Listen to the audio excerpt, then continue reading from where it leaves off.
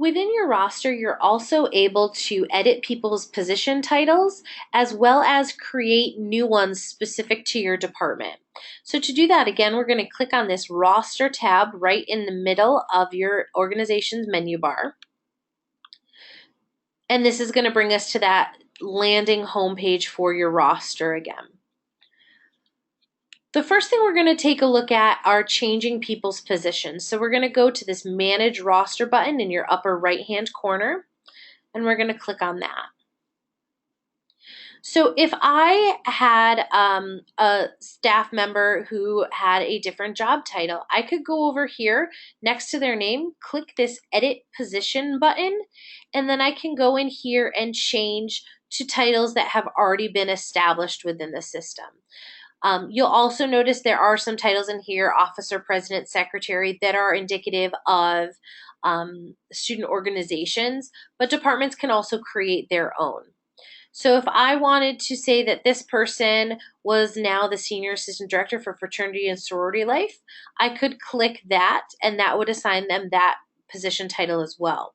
You notice here how their old position stays checked, so I would need to uncheck that if I truly wanted to change their title to a different title. I'm not actually going to make that change just today because I don't want to actually mess up anybody's title. But that's how you would edit someone's position with there. You also notice there are people here without any position titles. For those, you could go in and you could remove anyone's title from there, and they would just be listed as a general member as you see here.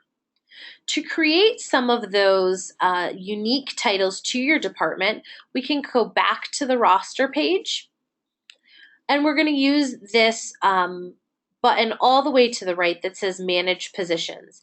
This is where you can go and enter in people's exact job titles if you would like. So if we click on the Manage Positions button, you'll see here the positions that have already been created and what type of position it is and the status. So you can use any of those that are already programmed in, or you can add one. So if I wanted to add a position here, all right, I need to give this position a name. And so I'm going to make this a student organization coordinator.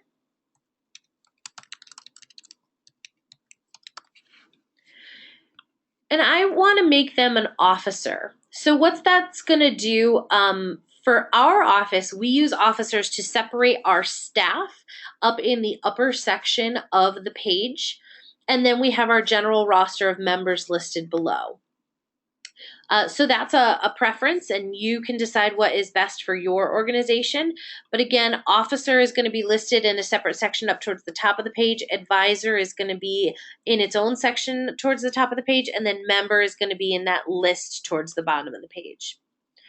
I want to show the people who hold this position on my organization's roster.